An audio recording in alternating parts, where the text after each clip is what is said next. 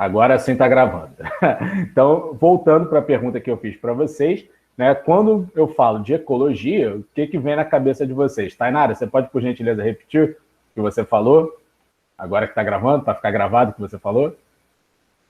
Minha cabeça vem coisas da natureza. Né, coisas da natureza que vem na cabeça da Tainara. Vamos lá, quem mais? E aí, Mel, o que você pensa quando você, né, escuta falar sobre essa ciência, sobre essa área do conhecimento, a ecologia? Fala para mim aí.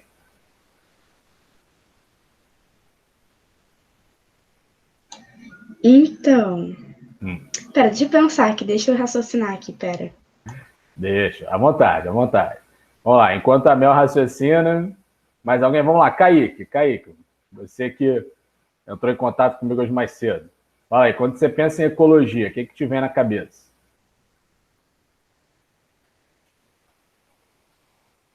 Se não quiser abrir o microfone, pode escrever no chat também. Economia, rapaz. Olha, eu vou te falar que existe sim uma certa interação, né? Quando a gente fala em economia, tem uma certa ligação um pouco com a questão ambiental, né? Existe assim questão da economia verde, do desenvolvimento, né, econômico ser feito de uma maneira mais sustentável, né? Existe uma como é que é? Ah, tá. Não, tudo bem, querido. Tá, assim, são áreas que podem vir a conversar, né? Economia e ecologia podem até vir a conversar, mas, assim, estudos de economia não necessariamente não fazem parte, né, do estudo da ecologia, embora sejam áreas que possam vir a conversar, né? Mas beleza. E aí, Mel, pensou? Então, não sei se estou certo. É porque, tipo assim, já faz um tempo, né? Teve o feriado e tal, então talvez eu tenha esquecido um pouco. Mas, tipo assim, eu acho que talvez seja a relação do ser humano com a natureza, com os grupos de seres vivos ali se interagindo, não sei.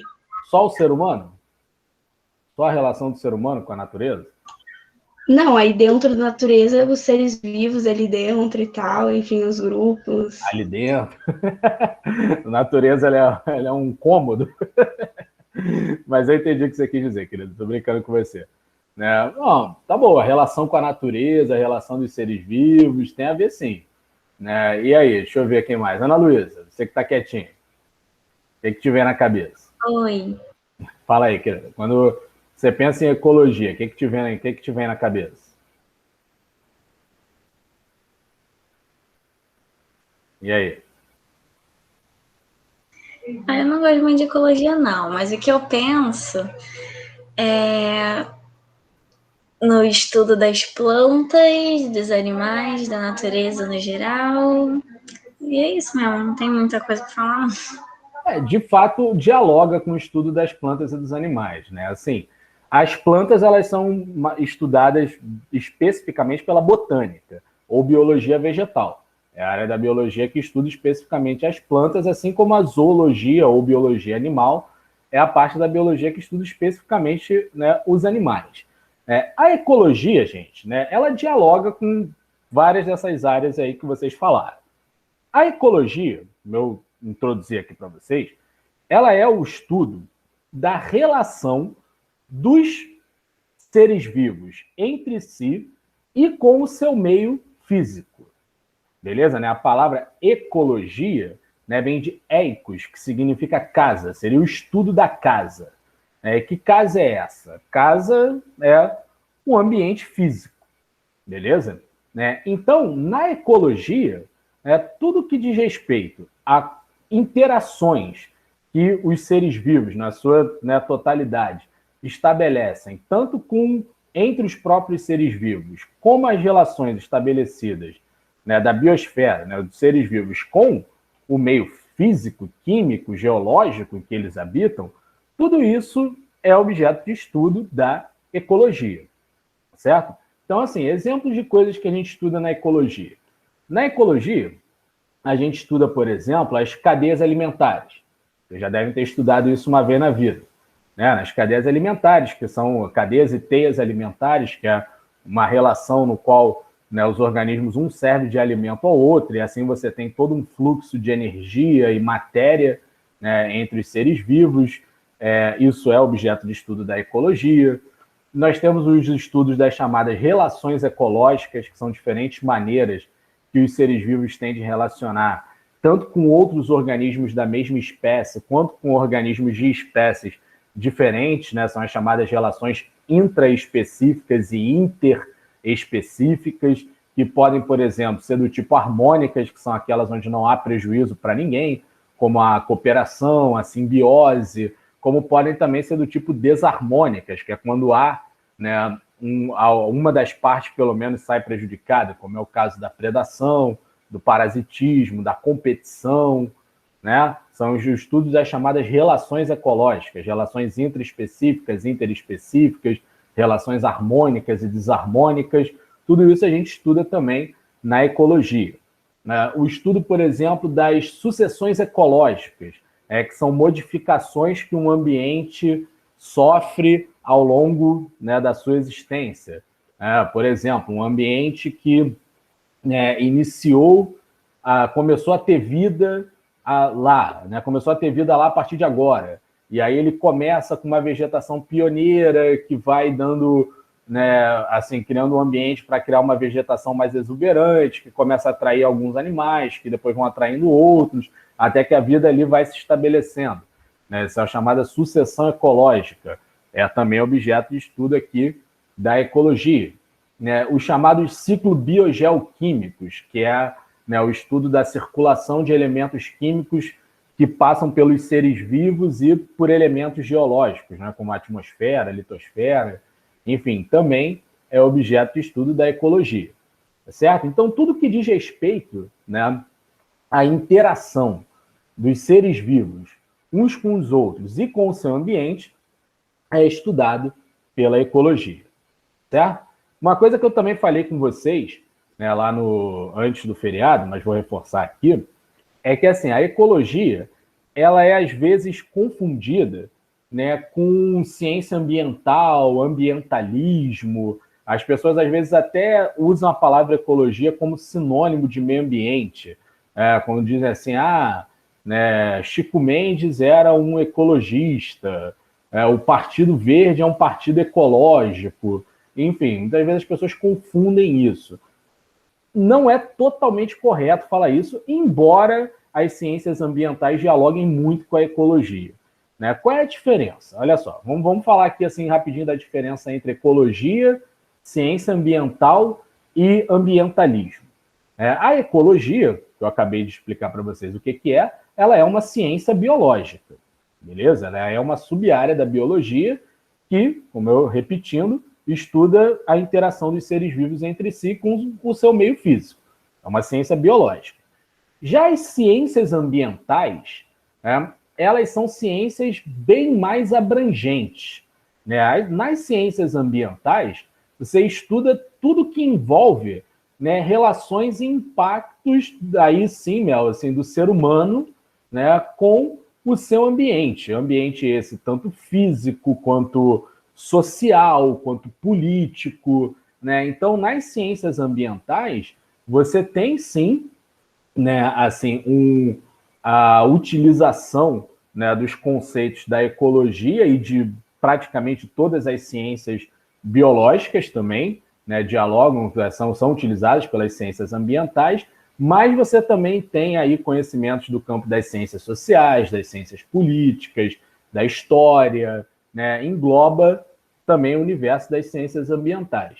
Quer ver, Sonho? Vou citar aqui, né, da minha cabeça uma diferença do que seria um estudo ecológico para um estudo ambiental.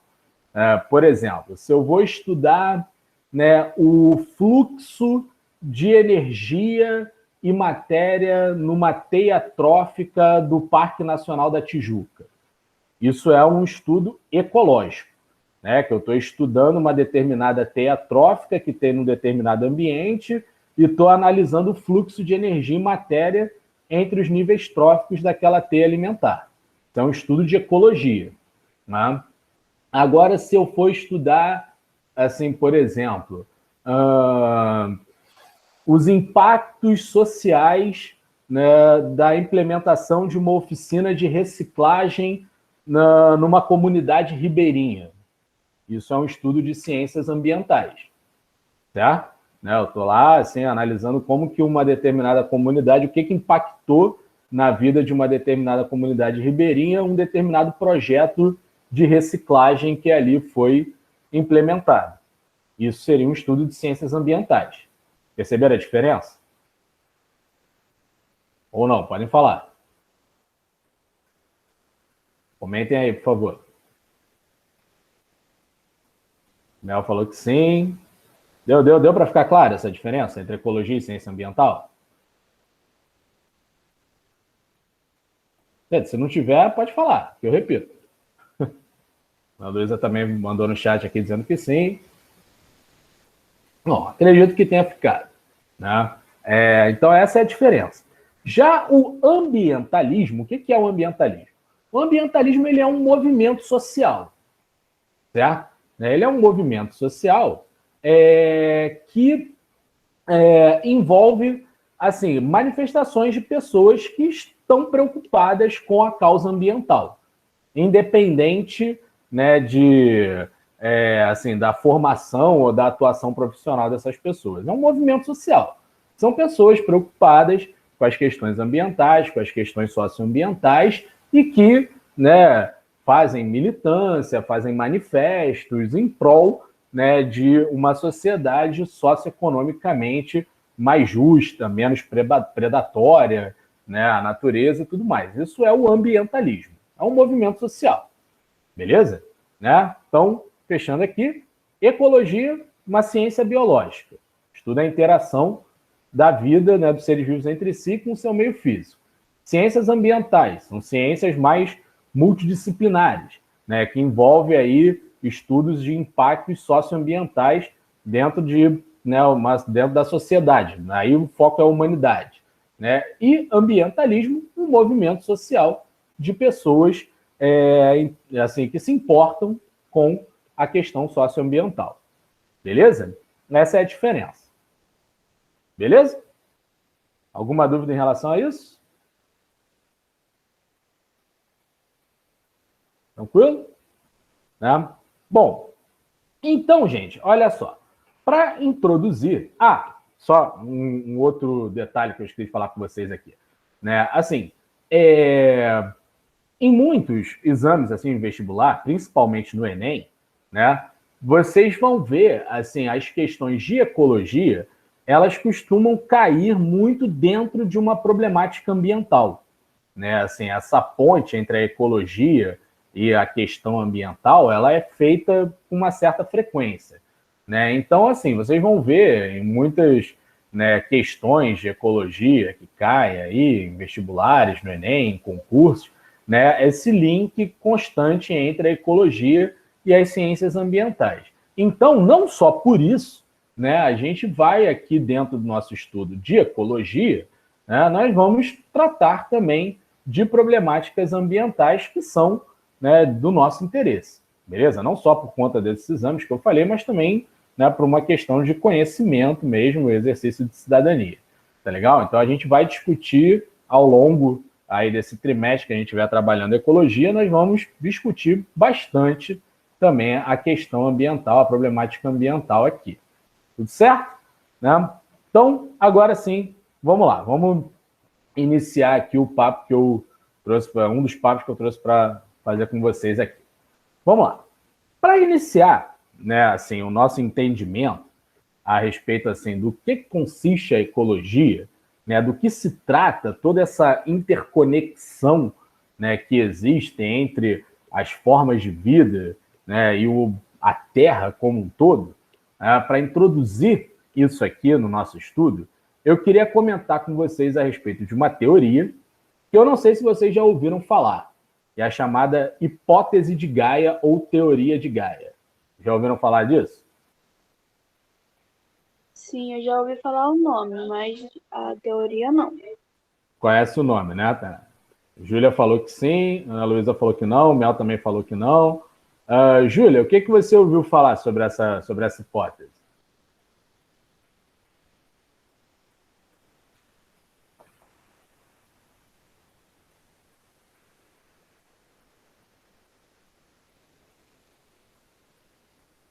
Você só ouviu falar.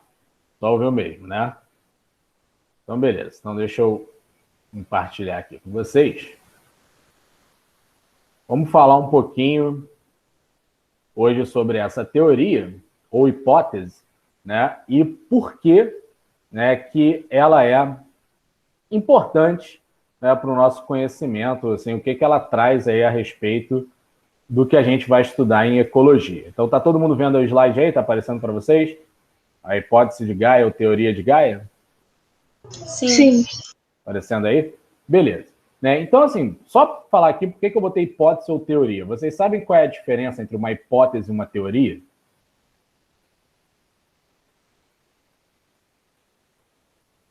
Sim ou não, gente? Qual é a diferença? Hipótese, tipo, é algo que você... Eu não sei, tá? Mas eu acho, tipo, é algo que você não tem certeza. E é, tipo, talvez uma teoria é algo que você tem mais embasamento. Opa, gostei do quando falou embasamento. Né? A ideia é por aí mesmo, Mel. Assim, né? Hipótese, gente, é o mesmo assim que especulação. É algo que você acha que pode ser, né? Mas não necessariamente você tem tanto embasamento, né, para defender aquilo. Já uma teoria, né? Uma teoria, ela é algo, como a Mel falou, assim, mais bem embasado. Né? Assim, o que faz uma hipótese ganhar status de teoria? Né? Primeiro, né, revisão de literatura, então, assim, um bom entendimento teórico, metodológico a respeito daquilo. Né? Em alguns casos, dependendo do campo de conhecimento que você estiver tratando, o fato assim dela já ter passado, por exemplo, por experimentos, por testes, por observações, né, com resultados discutidos que chegaram a alguma conclusão, tá certo? Então, a teoria, ela é um conhecimento mais bem construído, mais bem elaborado do que uma hipótese, né? Aquela história, nunca na vida de vocês, quando vocês estiverem discutindo uma teoria, que seja realmente uma teoria, nunca digam assim, mas isso daí é só uma teoria. Não digam só e teoria na mesma frase, porque para que uma ideia vire uma teoria, ela tem que estar muito bem fundamentada.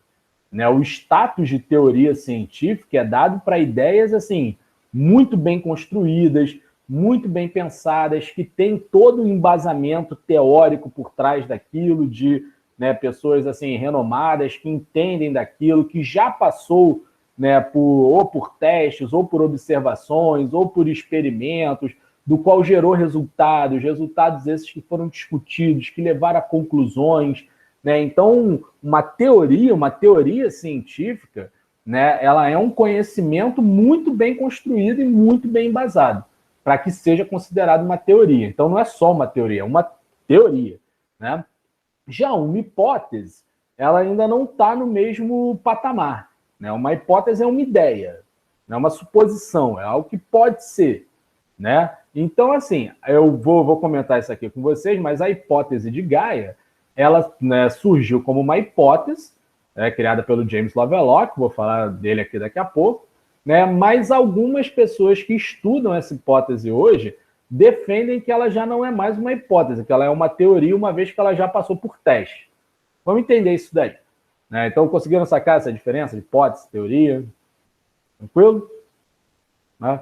Vamos entender um pouquinho aí sobre a hipótese de Gaia e a teoria de Gaia. Bom, primeiro, né, só para vocês, para dar nomes e rostos, né, aos criadores, aos pioneiros nessa hipótese, né, ela foi sugerida por esse cara aqui, o James Lovelock, né, que é um químico e inventor inglês. Ele é um pesquisador independente, okay? O Lovelock ele não é vinculado a nenhuma instituição, né, pelo menos não atualmente, mas ele já fez trabalhos para a NASA, já fez trabalhos para outros institutos de pesquisa, já fez trabalhos para algumas universidades e tem alguns livros publicados. Então, dentre esses livros publicados, né, um deles aí que começou a ser produzido em 1972, né, que eu vou mostrar para vocês daqui a pouco, é quando ele propõe essa hipótese que a gente vai ver hoje. Tá? Em colaboração com o Lovelock, nós temos uma microbiologista muito importante na história da ciência, que é a Lynn Margulies, né, que foi professora da Universidade de Massachusetts, né, ela é microbiologista. Dentre os principais trabalhos dela, um que a gente vai ver esse ano é a chamada teoria endossimbiótica das mitocôndrias. Então, ela é uma microbiologista muito importante na área de estudos que falam sobre o desenvolvimento das células eucariontes. Então, quando no próximo trimestre a gente começar a falar de biologia celular, a gente vai estudar muita coisa que foi descoberta por essa cientista, pela Lynn Margulies. E a Lynn Margulies, ela se juntou ao Lovelock, né, depois dele ter proposto a hipótese de Gaia, e juntos eles publicaram assim, muitos trabalhos que, né, deram embasamento maior para essa hipótese. Então, pode-se dizer que a Margulies ela é uma coautora, né, da hipótese de Gaia, junto com Lovelock, certo? Bom, o nome, pra vocês saberem, Gaia, né, é o nome de uma deusa grega, de uma titã da mitologia grega que personifica a Terra. Né? Eu não sei o quanto vocês conhecem de mitologia grega, né, mas a deusa Gaia, a titã Gaia, né, ela é uma deusa que teria surgido a partir de um redemoinho e ela seria a mãe da Terra e de todas as formas de vida que aqui existem. Então, Gaia seria a própria Terra, né, na forma de deusa, tá ligado? Então, assim, a partir daí, que é inspirado nessa deusa que deu-se o nome da hipótese, né? Então, a julgar por isso, o que vocês já arriscariam dizer, né, que essa hipótese está querendo tratar? E por que ela é importante para a ecologia? Alguém se arrisca?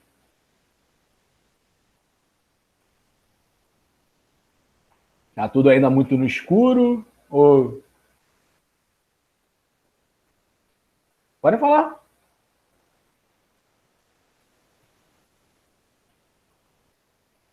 Bom, ninguém se arrisca, então vamos continuar. O Kaique botou aqui, ela queria dar um motivo de existir a Terra. Mais ou menos. Vamos lá, vamos seguindo aqui. Mais informações importantes sobre a hipótese de Gaia, né? Sobre como que ela surgiu.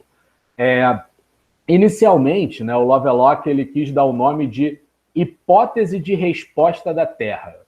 Aí mais uma dica, né? E foi o William Golding, né, que é um escritor e dramaturgo inglês, não sei se vocês já ouviram falar também, que é colega do Lovelock, né, que sugeriu o nome de Gaia. Né? Então você vê a coisa, né, do pensamento. Né? O Lovelock, né, químico e tal, não sei o quê, né, quis dar um nome mais técnico para a hipótese dele, né? Hipótese de resposta da Terra. E o amigo dele, dramaturgo, escritor, né, o William Golding era noveleiro também, né, fazia novelas. Deu um nome assim mais, né, inspirado numa deusa grega, enfim, né, mas dando um toque assim mais, né, literário à hipótese. Aí virou hipótese de Gaia por sugestão do William Golding. Né? Então, olha só, gente, eu já vou mostrar para vocês o que não é essa hipótese, para vocês não caírem no erro de repetir um jargão que é o que faz com que essa hipótese seja muito contestada. Olha só, frequentemente, muita gente descreve a hipótese de Gaia como sendo uma hipótese que diz que a Terra é um organismo vivo. Mas vou explicar um pouco melhor para vocês. Muita gente entende que essa hipótese, ela refere-se à Terra como se a Terra fosse um grande ser vivo, né? Um ser com vida e que as partes integrantes da Terra, né, os seres vivos, os elementos físicos, químicos, mineralógicos, enfim, né, seriam as partes que formam o corpo desse grande ser vivo que é a Terra. Assim como nós, por exemplo, somos formados por células que formam tecidos, órgãos, sistemas e por aí vai, né? É como se cada um de nós aqui fosse uma das células, tecido ou órgão, né, da Terra, juntos formando sistemas e a Terra sendo um grande organismo vivo.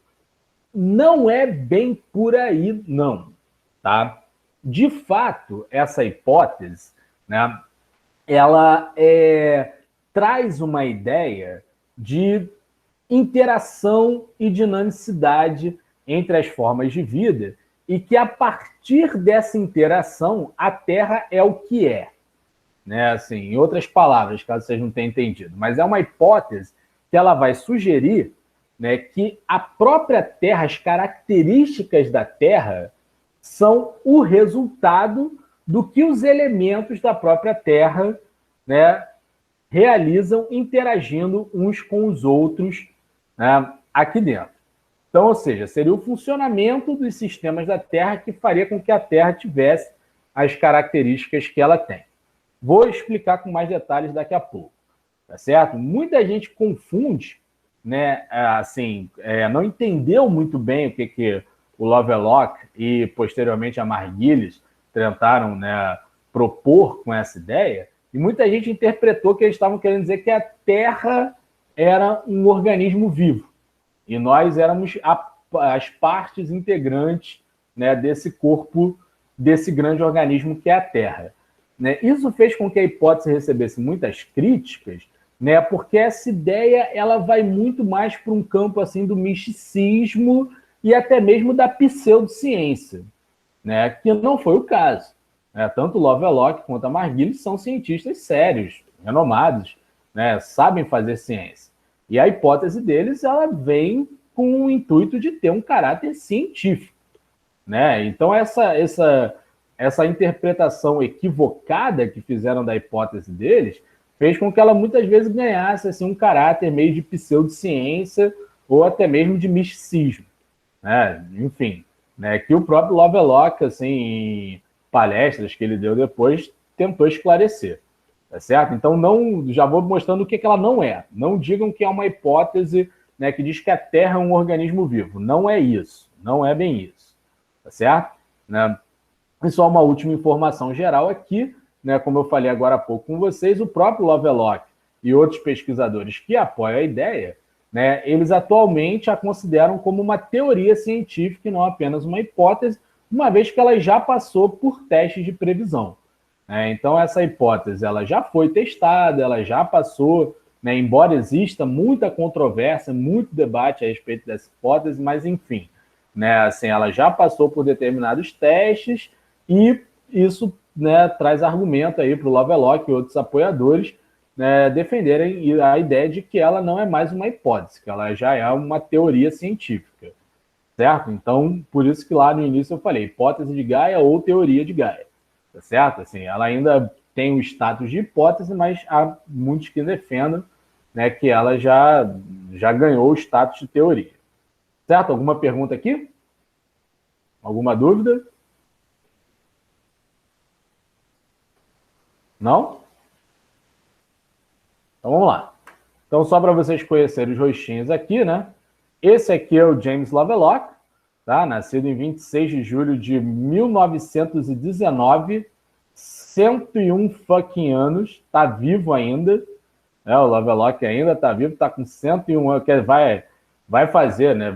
Aliás, vai fazer 102 esse ano, né? 26 de julho, né? Vai fazer 102 anos esse ano, tá vivo ainda, né, defendendo a hipótese dele, dentre outras coisas. Então, como eu falei, o Lovelock ele é um químico, inventor, é um pesquisador independente, então ele não está vinculado a uma instituição específica, embora, né, já tenha realizado trabalhos para diversas instituições, incluindo a NASA, que vou mostrar agora para vocês onde surgiu essa hipótese, e além da hipótese de Gaia, o Lovelock ele é muito atuante nas discussões na temática ambiental, como eu estava falando agora. O Lovelock ele é uma pessoa muito preocupada com as questões dos impactos ambientais na Terra, ele é um defensor assim, assíduo, né, um crítico dos impactos ambientais, inclusive muitas vezes alarmista, né? Ele tem um livro que ele fala sobre a extinção humana, ele é bem radical em algumas posições, e principalmente com relação à questão das mudanças climáticas. O Lovelock ele é bem atuante nessas discussões que dizem respeito a mudanças climáticas, aquecimento global, né? É uma figura importante para essas discussões. Está vivo até hoje. E essa aqui era a Lynn Margulies, essa já nos deixou, né? Viveu aí de 1938 a 2011, faleceu aos 73 anos, bióloga, professora da Universidade de Massachusetts, né? E além de coautora da hipótese de Gaia, dentre os trabalhos realizados por ela, um que é muito importante, né, é a teoria da endossimbiose, que explica a questão do mecanismo das mitocôndrias, que é o que a gente vai estudar lá em biologia celular, né? Dentre outras coisas também, né? Como eu falei, ela é microbiologista, ela tem, assim, ela é pioneira e tem descobertas na área, assim, de microbiologia muito significativa no que diz respeito à evolução das células eucariontes. Era uma microbiologista aí brilhante que há 10 anos atrás, infelizmente, nos deixou. Certo? Então, as figuras aqui, já o Lovelock está vivo e sorridente. Olha como é que ele está sorrindo aqui. Está vivo e sorridente. Aqui é só uma arte que, né, representa a deusa Gaia, né, aqui mostrando, vocês podem ver aqui vários elementos, né, da Terra que compõem o corpo da deusa, né, aqui você vê as plantas, né, aqui a cabeça dela forma uma árvore, a água escorrendo aqui, né, pela parte frontal do crânio, diversas formas de vida sendo representadas aqui no que seria, né, uma asa que a deusa teria, a própria, né, início da asa é o tronco de uma árvore, né, fazendo uma leitura detalhada dessa imagem, né, vocês podem ver bem o que representa essa deusa, beleza? Então, como eu falei, seria a deusa da Terra ou mãe de todos os seres vivos. Essa é a deusa Gaia, uma titã da mitologia grega, que, né, por sugestão do William, o Lovelock colocou no nome da hipótese dele. Tá? Vamos lá. Vamos conhecer, vamos entender, afinal, do que essa hipótese fala e por que ela é importante para o estudo da ecologia. Primeiro, analisando o contexto histórico, né, no qual ela foi criada. Como eu falei com vocês, agora há pouco, né, na década de 1960, o Lovelock, junto com a filósofa Diane Hitchcock, eles estavam realizando estudos para a NASA, né, buscando investigar indício de vida em outros planetas na chamada zona habitável do Sistema Solar, que fica ali entre Marte e Vênus, certo? Né? Porque o que acontece? Tem aqueles planetas que são extremamente próximos ao Sistema Solar, do qual, né, dificilmente qualquer forma de vida conseguiria ali sobreviver, e tem aqueles também que, por sua vez, ficam muito distantes. Né? Então, essa parte ali, Terra, Marte e Vênus, né, é a chamada zona habitável do Sistema Solar. Então, acredita-se que, se por um acaso, né, dentre os outros planetas do nosso sistema exista ou possa um dia já ter existido vida ou vestígios de, né, seria ou em Marte ou em Vênus. Beleza? Né? Marte é mais explorado porque é mais perto da Terra. Inclusive, né, mandaram recentemente mais um robozinho para lá para procurar, né, indícios de forma de vida em Marte. Mandaram mais um para lá. Vamos ver o que isso vai dar. Né? Mas olha só, o Lovelock e a Diane Hitchcock, né, eles estavam criando um sistema que pudesse detectar a presença de formas de vida, não necessariamente somente como nós a conhecemos. Né? Porque aí, olha só, deixa eu abrir um parêntese aqui. Quando a gente fala dessa questão de buscar vida em outros planetas, né, a chamada astrobiologia, né, que é o nome, a astrobiologia ela tem uma limitação, né, que é a definição de ser vivo que nós temos aqui criada, né, pela ciência moderna ocidental, que é com a qual nós trabalhamos. Né, que o que acontece? Existe uma série de características que definem, né, para nós aqui o que é um ser vivo de um elemento inanimado.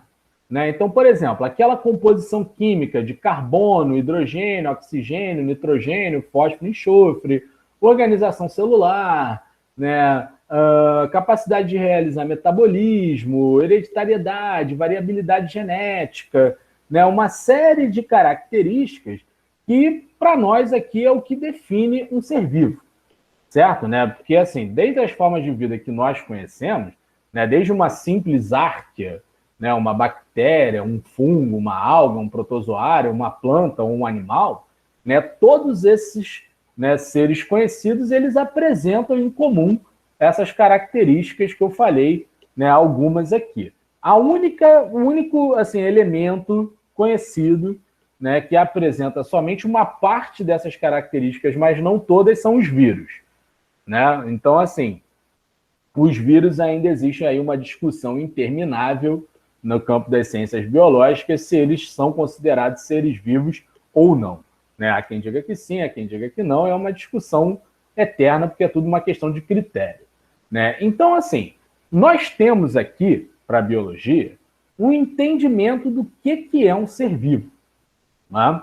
E aí, dentro desse entendimento, né, que nós temos, quando um astrobiólogo vai procurar indícios de vida em outro planeta, né, ele vai procurando de acordo com as características que aqui nós conhecemos, né? Ele vai procurar algum elemento nesse planeta que seja formado por carbono, hidrogênio, oxigênio, nitrogênio, fósforo e enxofre, né, que tenha variabilidade genética, que tenha capacidade de crescer e reproduzir, né, que tenha capacidade de perceber estímulos ambientais e reagir a eles, que é como a gente conhece a vida aqui.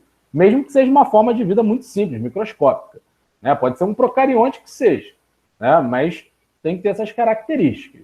Então, assim, pode ser, quem não nos garante, que em outros planetas, né, as formas de vida possam talvez ter, assim, elementos, regras completamente diferentes das que a gente está acostumado aqui na Terra, né? A ponto, inclusive, de nós nem sequer conseguirmos entender aquilo como uma forma de vida.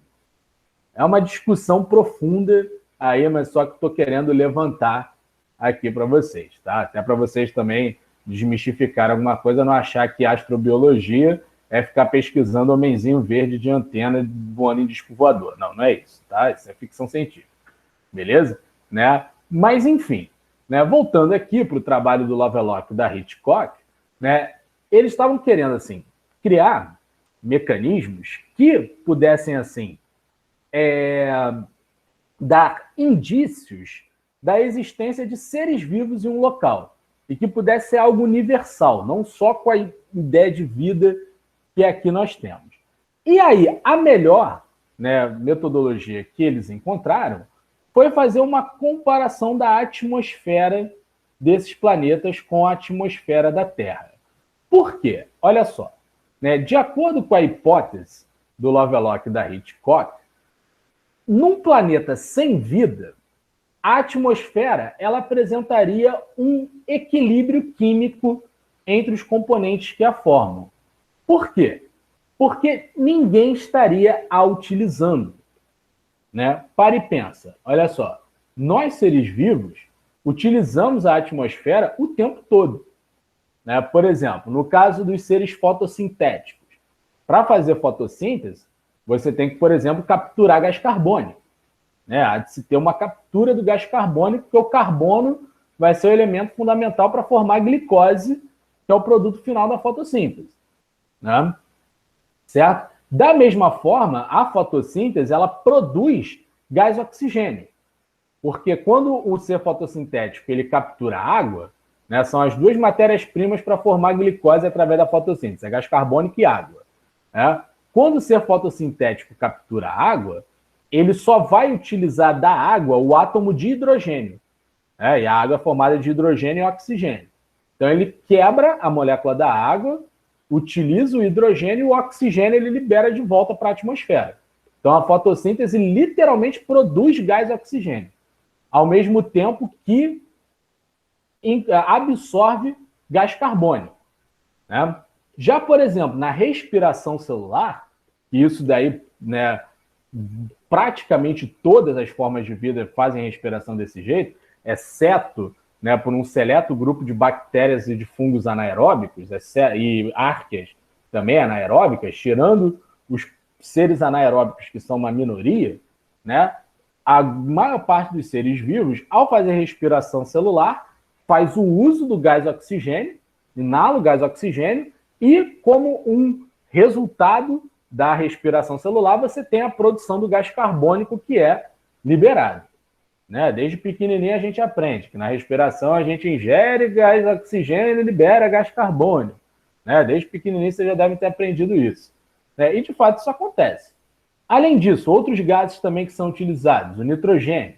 Né? Nós temos aqui na Terra, por exemplo, as chamadas bactérias fixadoras de nitrogênio, que são bactérias que conseguem capturar o nitrogênio atmosférico, convertê-lo em nitrito, para depois convertê-lo em nitrato, e aí o nitrato é incorporado pela biomassa de outras formas de vida. Né? Um outro derivado do nitrogênio, por exemplo, é a amônia, né? Que sai, por exemplo, na urina. Então, quando, né, um animal libera urina na atmosfera, na atmosfera não, no ambiente físico dele, ele está liberando amônia, que é um derivado do nitrogênio, que depois vai, né, se converter em nitrogênio atmosférico e vai voltar para a atmosfera. Né? Então, assim, falando aqui assim bem brevemente, né, isso mostra assim, nessa hipótese do Lovelock e da Hitchcock, o quanto que ela faz sentido. Né? Porque assim, seres vivos, uma vez que estão existindo, eles estão o tempo inteiro interferindo na atmosfera. Estão conseguindo acompanhar? Tá de boa?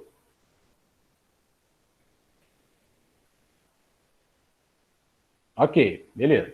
Né? Então, a hipótese do Lovelock e da Hitchcock, né, é que, num planeta sem vida, a atmosfera desse planeta estaria em perfeito equilíbrio químico, né, porque ela seria formada apenas por componentes químicos e físicos, não teriam elementos biológicos ali utilizando e modificando essa atmosfera, logo, ela estaria quimicamente equilibrada.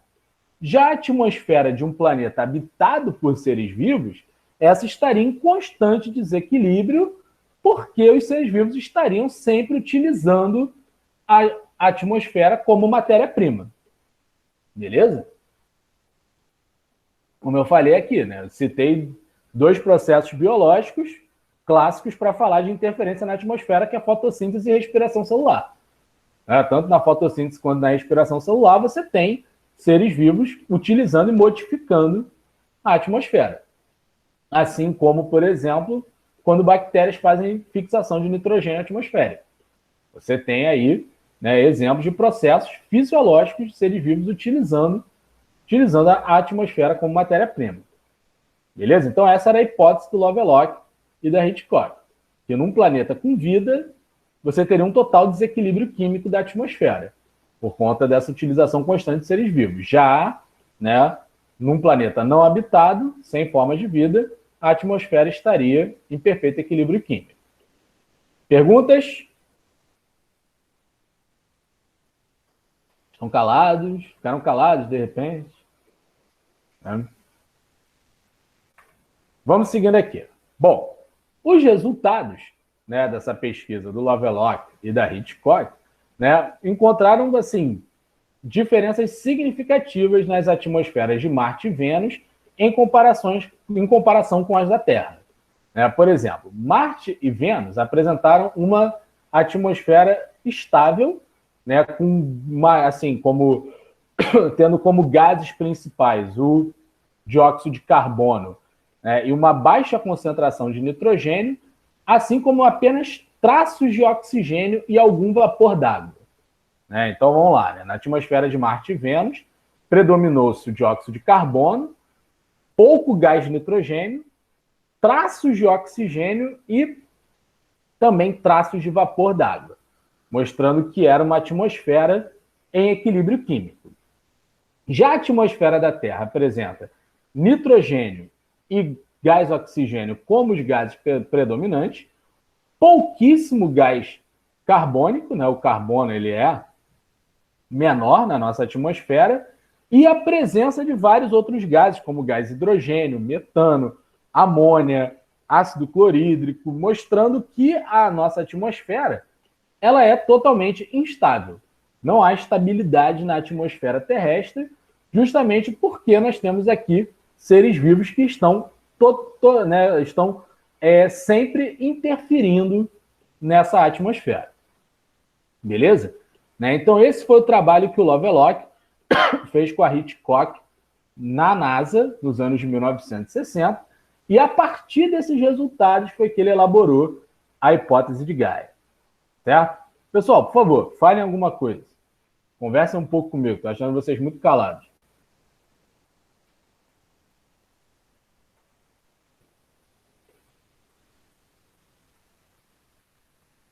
Ninguém, zero? Nenhuma dúvida, curiosidade? Tá todo mundo entendendo tudo, não está ninguém entendendo nada? Difícil isso aqui? Sim, não, talvez, mais ou menos.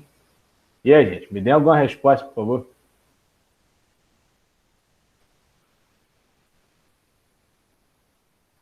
Já falou que está tranquilo.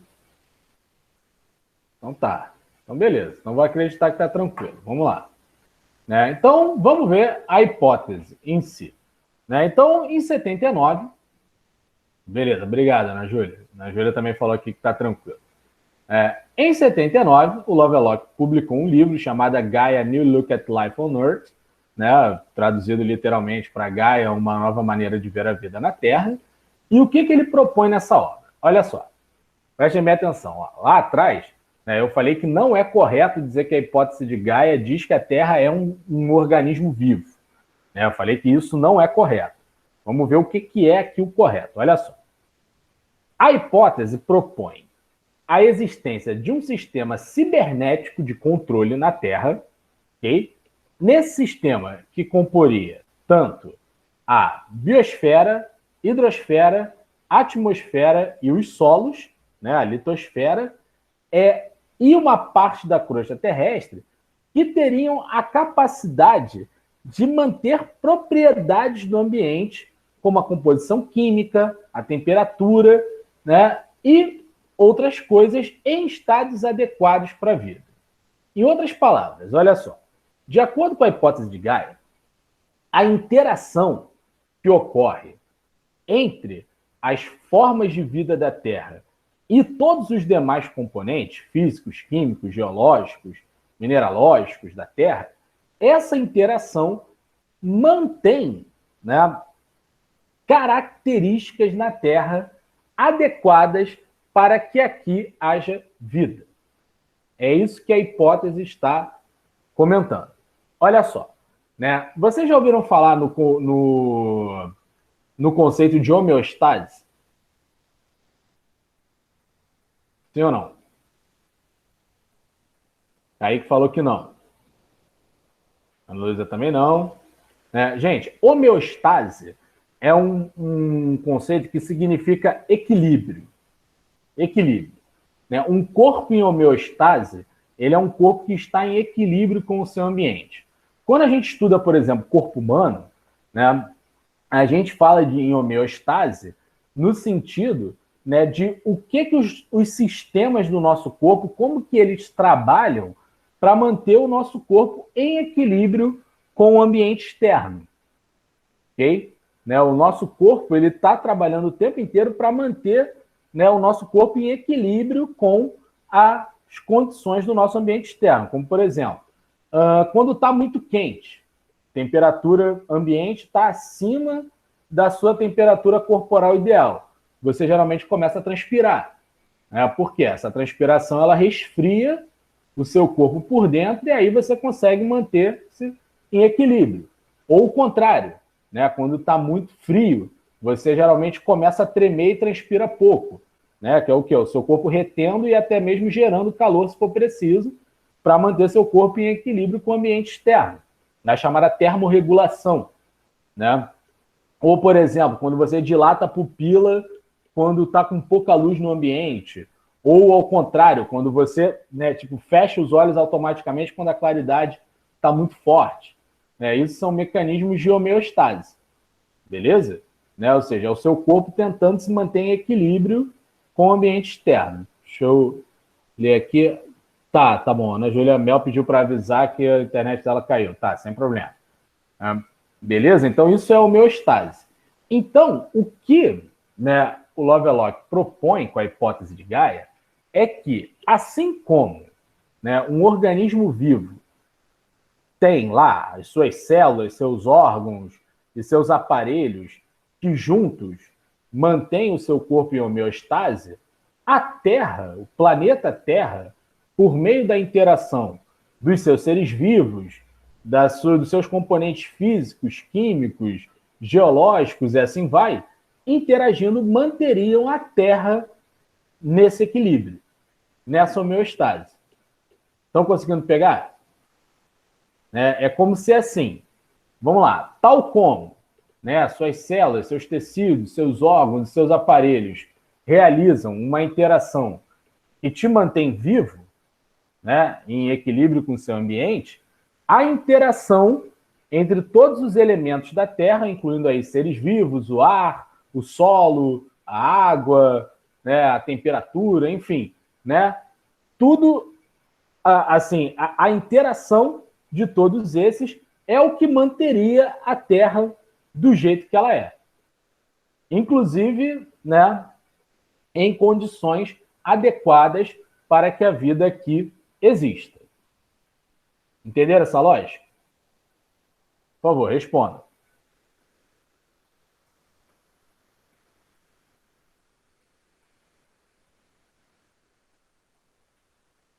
Responda se entenderam ou não. Só isso. Só isso que eu estou pedindo. Só digitar ou falar sim ou não.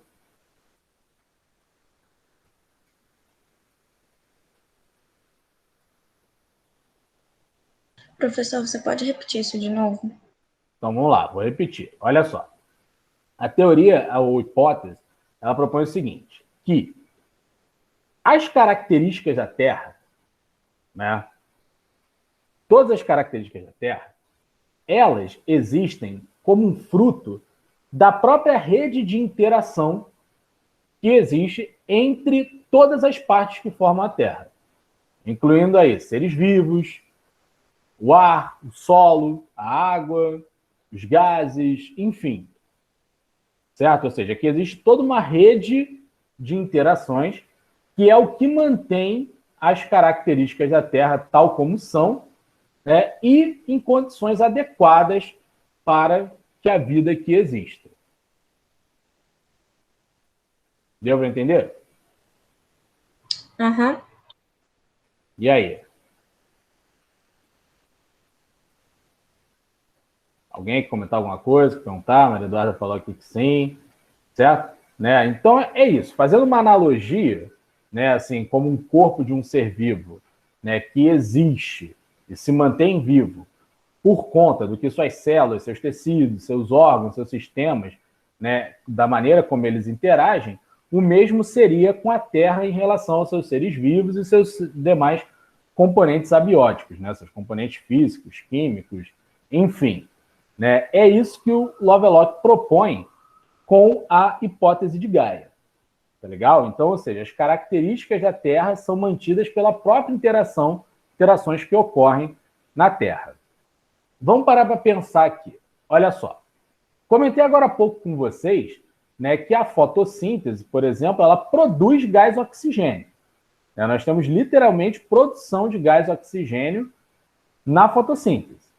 Tá? Então, para pensar lá na origem da vida, embora isso a gente vai estudar ano que vem, mas você já deve ter estudado isso alguma vez na vida, para pensar lá na origem da vida, como deveria ser a nossa atmosfera antes e depois do surgimento dos primeiros seres fotossintéticos. Vocês acham que houve alguma modificação no percentual de oxigênio da nossa atmosfera depois que os seres fotossintéticos surgiram?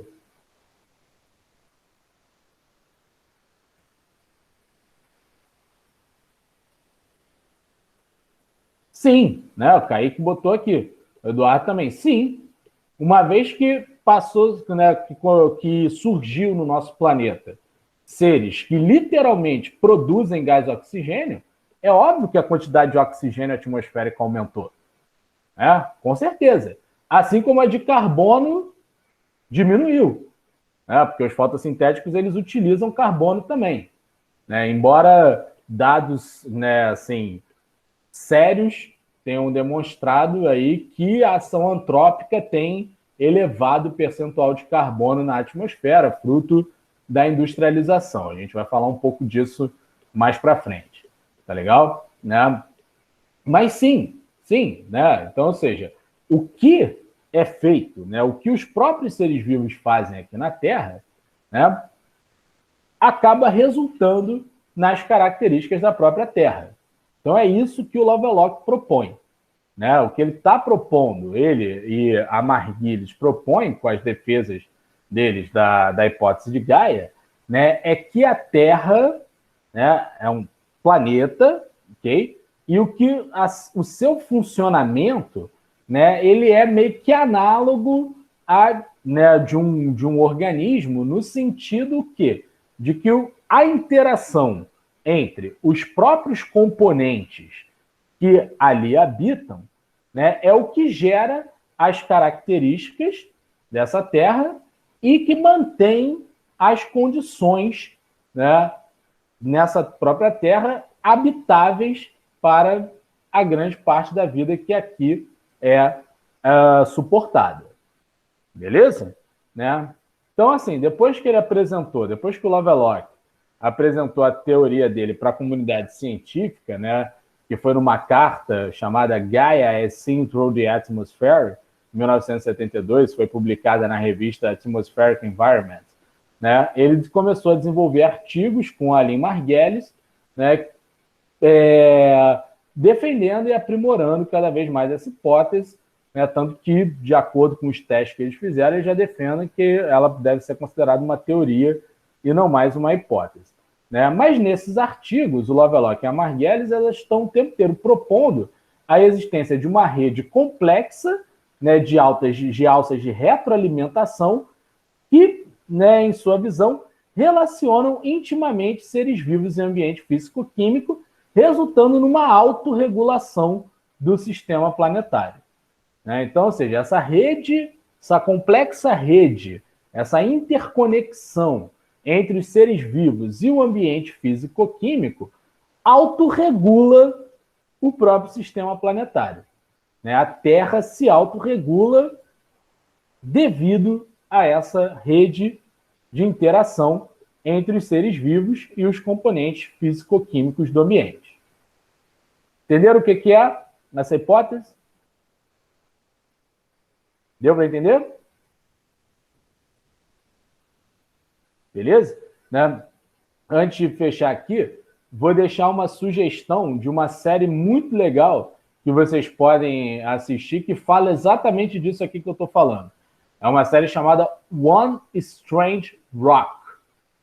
One Strange Rock, que é apresentada pelo Will Smith. Estava no Netflix até pouco tempo, mas não sei por que a Netflix tirou do catálogo. Mas vocês podem encontrar na internet, aí, enfim, né, em outras plataformas. Né? É uma série do Nat Geo que fala justamente sobre a formação da Terra, sobre os componentes da Terra, e essa série ela mostra de uma maneira genial, né, assim, como que tudo na Terra, todos os elementos da Terra estão interligados. Né? Assim, pra você ter uma ideia, logo no primeiro episódio, né, eles mostram, por exemplo, um ciclo que envolve um deserto de sal num país na África, que eu esqueci o nome agora, né, que quando você tem a tempestade, né, de poeira feita por esse local, parte dessa poeira vai, né, pelo ar até chegar na América do Sul. Na América do Sul, parte dessa poeira ela acaba sendo depositada na floresta amazônica, aqui no Brasil, vem lá da África e vem parar aqui no Brasil. Né? Nessa tempestade de poeira, você tem uma série de nutrientes que são ótimos fertilizantes para, né, a Amazônia, para que a floresta continue crescendo, para que as plantas ali continuem crescendo. Devido à imensa cobertura vegetal da Amazônia, você tem uma atividade de transpiração das plantas muito grande que formam verdadeiros rios aéreos. Né? Assim, você tem a transpiração das plantas que forma condensação, né? A gente vai ver isso no ciclo da água, que formam rios aéreos. Esses rios aéreos da Amazônia, eles se dissipam pelo ar. Parte deles vai parar lá na Cordilheira dos Andes, que fica ali mais ou menos ali perto do Chile, certo? Dessa Cordilheira dos Andes, né, ela para, o rio para ali, provoca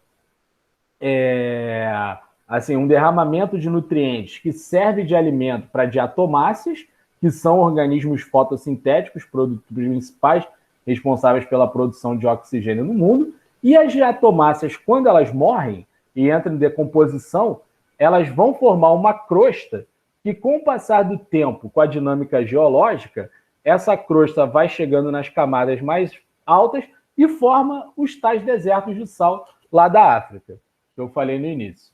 Né? Então, vendo a série, cara, assim, é impressionante essa série, ela mostra, assim, de maneira fantástica como que toda a vida no planeta, ela está diretamente interligada, toda a dinâmica planetária, né, envolvendo não só a vida, mas, né, elementos físicos e químicos e tal, como que tudo está interligado e interdependente, tá certo? Então, é mais ou menos essa hipótese que o Lovelock traz aqui. Ele vai um pouco além, né? Ele fala que, assim, é a partir dessas interações que, né, a vida, que a Terra se mantém em condições para abrigar a vida, né, uma espécie de autorregulação, de homeostase, feita por conta disso. O que vai levar a algumas críticas que eu vou mostrar para vocês aqui agora. Só mostrando aqui a capa do livro, né? Esse aqui, ó, James Lovelock, Gaia, New Look at Life on Earth. Esse aqui é o Lovelock, estava um pouquinho mais jovem, aqui, né? Ainda não tinha 101 para 102 anos. Mas vamos ver aí quais são as críticas, discordâncias e controvérsias que a hipótese sofreu. Né? Assim, uma crítica importante, né, vem com essa afirmação de que a vida na Terra busca condições adequadas para sobreviver. Né? É como se a própria vida estivesse procurando condições adequadas para manter a própria vida. Bom, essa afirmação, ela não define de maneira muito clara quais seriam essas condições adequadas para a biosfera. Porque o que acontece? O que é bom para uma forma de vida pode ser ruim para outra. Certo? Então, assim, um exemplo bem claro aqui. Existem bactérias anaeróbicas que só conseguem viver em ambientes sem oxigênio. Né? Então, num ambiente oxigenado, é bom para as espécies aeróbicas, mas é ruim para as espécies anaeróbicas. Né? Então, essa questão assim, de que a vida, né, busca condições adequadas para a própria vida, isso fica um pouco subjetivo, porque, né, o que é bom para um pode não ser bom para outro. Né? Então, assim, é manter condições o quê? Para que todas as formas de vida hoje existentes existam.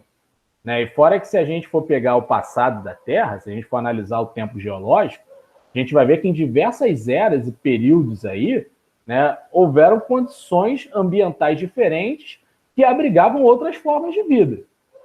Né? Então, ou seja, né, as condições de vida, por exemplo, lá na era mesozoica, por exemplo, né, eram condições ambientais que favoreciam aquelas formas de vida que viveram naquela era, mas que para as que vivem hoje, por exemplo, não são tão interessantes assim. Beleza? Né? E o que foi acontecendo depois, hoje aqui no Quaternário, nós temos condições que são interessantes para muitas espécies hoje viventes, mas não todas, mas que não seriam interessantes para espécies que viveram em outros tempos geológicos. Então, tem essa crítica aí. E uma outra crítica, né, interessante sobre a hipótese de Gaia foi aquela que eu falei logo no início, né, com vocês, que são essas afirmações, né, controversas do Lovelock de que a Terra é viva ou que Gaia é um superorganismo. Né? Assim, como eu falei, essas considerações elas devem ser evitadas, essas afirmações devem ser evitadas, né, uma vez que uma série de problemas importantes surgem quando as aceitamos. Né? Então, quando você fala assim, a hipótese de Gaia diz que a Terra é viva, né, você pode estar correndo risco aí de dar um caráter de pseudociência, né, ou de misticismo a uma hipótese que surge com o intuito de se tornar uma teoria científica, surge com caráter científico. Né? Então, não é certo dizer isso. Como eu falei, não é isso. Não é que ele está dizendo que a Terra é viva. Ele está dizendo que as condições da Terra se mantém devido à interconexão, à complexa rede de interação entre a vida, né, e os elementos físico-químicos no planeta, tal como é o que acontece com um organismo vivo, mas não está dizendo que a Terra é viva, né? Certo? Então, isso daí são algumas considerações que a gente tem que levar por conta das, né, assim, discordâncias que acontecem em relação à hipótese de Gaia, né? Para não botar palavras na boca do Lovelock, né? Então, assim, para finalizar, né, concordando ou não com a hipótese de Gaia, ela carrega uma metafórica muito importante, né, que é o espírito do que é o estudo da ecologia, né, de que a Terra pode ser vista como um sistema cibernético em que seres vivos e o meio ambiente formam sistemas interligados e inseparáveis. Isso aqui, ó, formação, né, de um ambiente e sistemas interligados e inseparáveis, isso é o foco do estudo da ecologia. Nas próximas aulas, a gente vai estudar, né, os principais tipos de ambientes que existem na Terra e assim, aqui no Brasil também, a gente vai dar um foco aqui no Brasil.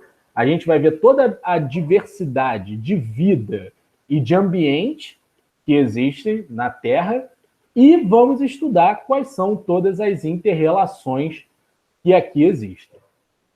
Tá legal? Né? Então, estudar ecologia é isso. É estudar a inter-relação e a diversidade de vida na Terra.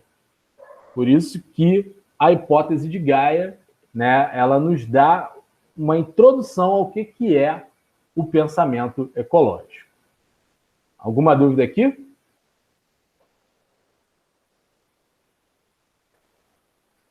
Nenhuma? Posso fechar a apresentação? Então, deixa eu voltar aqui para a tela grande, né? Então, gente, né, com base nisso, a gente teve aqui, né, com base nesse estudo da hipótese de Gaia, a gente teve uma introdução ao que é a ideia da ecologia, que é justamente o estudo dessa interação, tá certo? E a gente vai começar, a partir da semana que vem, falando de biodiversidade. Vai ser o assunto da nossa próxima aula. Então, antes de encerrar aqui, vou novamente jogar uma pergunta para vocês. Quando eu falo esse termo, né, biodiversidade, o que vem na cabeça de vocês? Vocês imaginam o quê? O que é biodiversidade, no entendimento de vocês?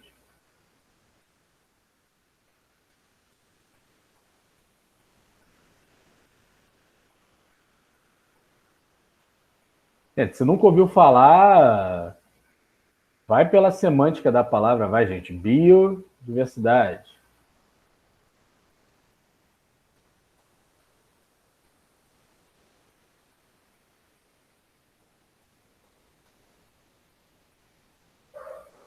Bom, ninguém vai se arriscar a me dizer o que é biodiversidade? Eu acho que é a diversidade que a natureza tem. Legal, mas diversidade de quê, exatamente? Né, assim, da natureza. Beleza, né? Ó, biovida, né? Então, diversidade de espécies é uma, né? Além da diversidade de espécies, o que mais que a gente pode entender como biodiversidade? Fala aí, Tainara, você falou questão assim da diversidade da natureza, né? Então, por exemplo, vamos lá, aqui no Rio de Janeiro, por exemplo, nós estamos na Mata Atlântica. Agora, se eu for, por exemplo, para o Centro-Oeste, eu vou estar, assim, predominantemente no Cerrado. Se eu descer mais um pouquinho ali nas bandas do Mato Grosso do Sul, eu vou estar no Pantanal. Isso mostra para mim uma diversidade de quê?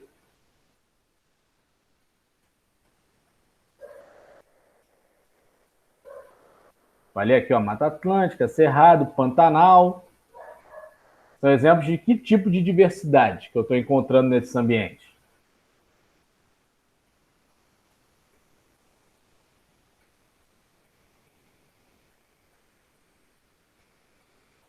Bom, como eu estou vendo que está difícil um pouquinho para vocês, vou deixar vocês pensando. Tá legal? Então, pensem, pesquisem a respeito do conceito de biodiversidade, que vai ser o assunto da aula da semana que vem. Tá legal? Então, semana que vem, anotem aí, biodiversidade. Tá certo? Gente, alguma dúvida, pergunta, curiosidade, consideração, qualquer coisa, vocês queiram me dizer antes de encerrar a aula? Fale agora, ou cale-se para sempre. Brincadeira, não precisa calar para sempre, não. Ninguém? Bom, então se ninguém tem mais nada para dizer, então por hoje é isso, a gente fica por aqui. Até semana que vem. Ok? Podem ir lá, dispensar.